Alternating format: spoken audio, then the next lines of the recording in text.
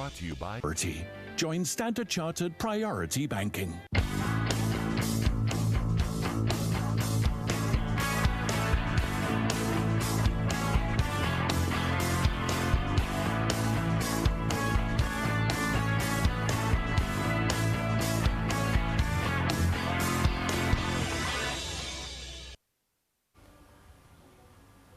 We hope that you are having a resilience and what else can I call it? Perseverance during this difficult time, especially for doing business. Welcome to the link, and here we are here to help you find some solutions, give you information you can use, open some doors, some opportunities. And tonight we are speaking about keeping your business running or surviving through credit. And my guest is Mr. Daniel Babonererirwe from Bana Consult, and a banker for more than 20 years. Dan, welcome. Thank you, Sam. And what we continue with now is a series called What Your Banker Will Not Tell You. Remember, that continues, and you will see Dan much more along the lines of what your banker will not tell you. Tonight we're discussing borrowing and going to the bank to borrow and alternatives. So let me start straight away with Dan. Would you say this is a good time to acquire a loan for my business? Some people are wondering that, things, I'm not sure. Should I borrow now? What would you say? Thank you, Sam, and good evening, viewers. You know, borrowing is always such an emotional and sensitive issue. And beyond calculations, very many people will take it in a touchy way, very sensitive. And a loan, acquiring or borrowing, arouses so many emotions, especially the fearful ones. Things may go bad.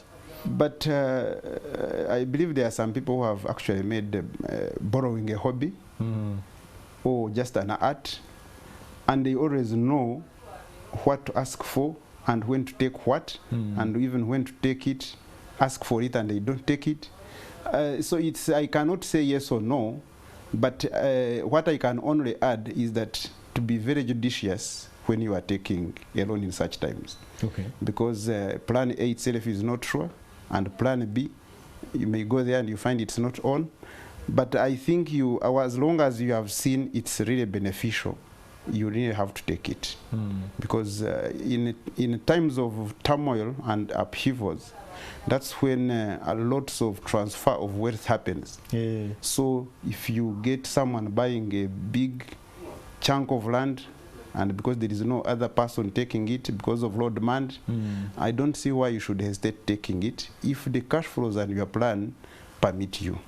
Okay. Because it's almost risk-free. Do you want to say that right now people who demand for money are a little bit less? There is a tendency that people are not clamoring for the money, and the banks are also.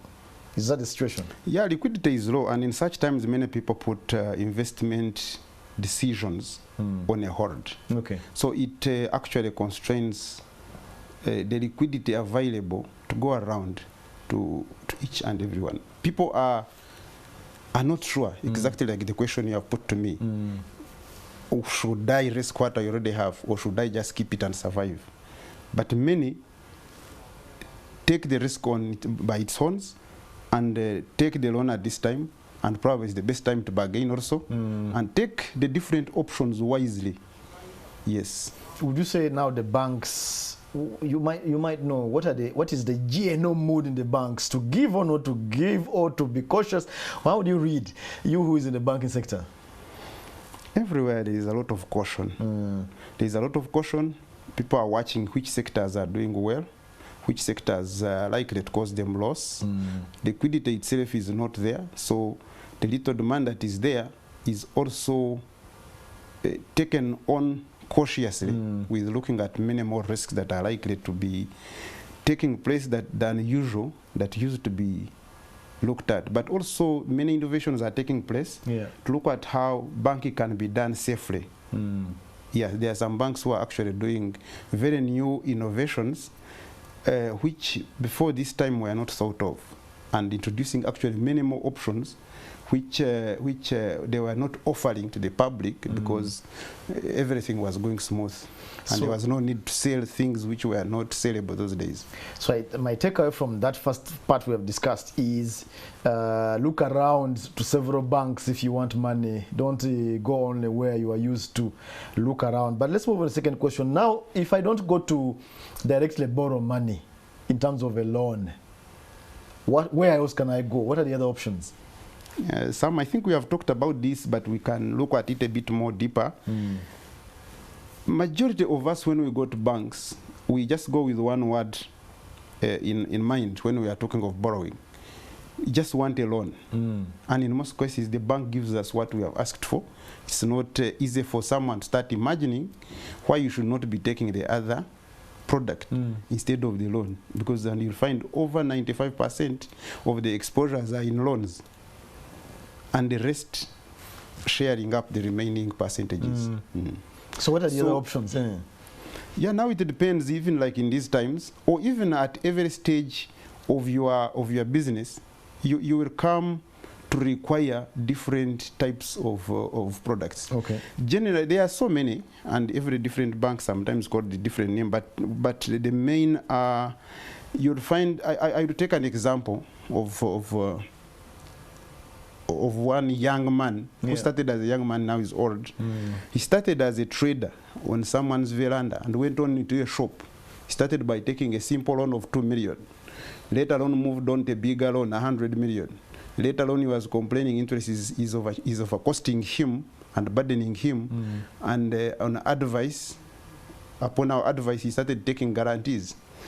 After that, he started taking letters of comfort.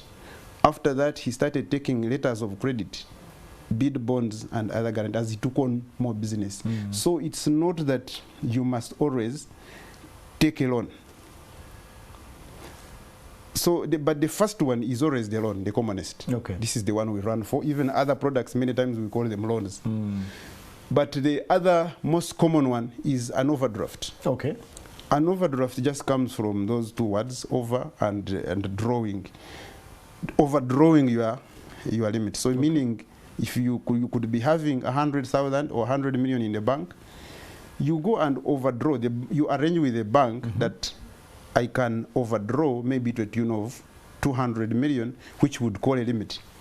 So as long as you are within that 200 million, you can freely transact. Okay. How does it work? In case some people have not dealt with that. This is basically a working capital. Okay. Provision of working capital. Because if you are shopping, you don't know when your goods will be finished by the clients, but you have an estimation. So, but when you are going to shop those goods, you need all the money at one go. But you don't need to keep paying all the interest in case the clients have paid up earlier. So you access your overdraft when you are going to shop. You purchase your goods, put it in your shop, then you try to sell as much as possible, much more quickly. Okay. Because the overdraft does not keep charging interest at random or at any. You control it by maintaining your overdrawn balance to a minimum. Okay. As much as possible. Explain that slowly. Let me say you have overdrawn your account by 100 million. That means overdrawn. Let me say my account is at 100. Okay, when you overdraw, we count the money which you have overdrawn. Over and we above don't what count is there. yours now. Okay. I'm assuming it's at zero. You come with a check of 100 million, the account gets overdrawn by 100 million. Okay. It could be the limit, or the limit could be at 200 million. Okay. But you live within the limit that has been approved by the bank. Okay. It's just like how you draw, it's approved as a loan, but you fluctuate. But now the tricky part of, but now it's good to be taken when you have very fast moving goods. Okay. And when you have very good financial discipline, self-discipline, because you can easily forget and think that money is yours. And you do other things. Yes, and do other things. And now the tricky part of it is that on repayment, you are going to pay it in one bullet form. It must be there. If I did 100, I bring back 100. 100. But the beauty of it is that if you are very well disciplined and the business is moving, you don't have to bring it back per se. As long as you have been going into credit in all that period, and the turnover or the money that gets deposited on the account is more than the limit they gave you, or double, at least the minimum, at least equal, then the bank will approve it. So this kind of business is somebody who is slightly good size? Normally fast move, not necessarily good size. You can take fast moving. You can take an overdraft of 5 million only, 10 million, 20 million, according to your size. Okay. Or according to your need. All right. Yes. What is the other product? And we are running out of time. I look, maybe the next most commonest is the guarantee. Okay. How does it work? Now the guarantee, basically you don't pay even any single interest. Because the bank charges you only once when you take it. Okay. So you are going to maybe buy cement from Tororo, cement, and they don't trust you. So you use the name of the bank to write a guarantee that if this gentleman takes your goods up to 100 million and does not pay you, we shall pay you. Yeah. So they have stood surety for you, sort of. So how do I reach that point when the bank can guarantee me? No, actually, that is the easiest loan to get, or credit facility to get, because it's a contingent liability, meaning the bank is not going to use its money to lend to you that they are lending you their name. Okay. So it does not cost them much. Though the risk to them remains the same, but it does not cost them much. Because no cash is released. No cash is released. They are lending to you their reputation. But that means I am also reputable. Yeah, you must be. All credit facilities, the approval is the same. You must be reputable. Okay. And show that you can utilize it. So which kind of business would use a guarantee? Mostly construction, or others who are doing tenders to supply. Okay. And because you may actually not be using your cash, you may be using your supplier's stock to supply your client. Yes. Instead of using cash, you use, then they are waiting for you to. Now the tricky part is that you find many people actually borrowing, taking a loan to process a guarantee. Yes. Now the interest is hitting them here, the charges are hitting them here. Now why should you just go straight and ask for a guarantee? But that means you build to it. You build towards it. You are well behaved. The guarantee, the bank would actually give you a guarantee faster than a loan. But you must be well behaved that they trust you to some degree. Yes. Going back to everything we have been saying in the past. Yes, they must trust you because the guarantee is harder to monitor than the loan. Okay. Yeah. All right. Because you'll default once. Thank you very much. We are just going to keep on touching these issues small by small because of time. Today we touched guarantees and overdrafts. If you're not sure what they are going to ask your banker, a guarantee and overdraft. And all these things work in when you are a good customer. If you are tricky, you might get issues. So if you feel you don't want to take a loan fast, consider a guarantee or an overdraft. We hope we helped you with some information you can use in your business at this particular tough time. And this show was brought to you by Standard Chartered Bank. We thank them for supporting us to make sure you get information you can use. That was the link. Thank you for joining us tonight.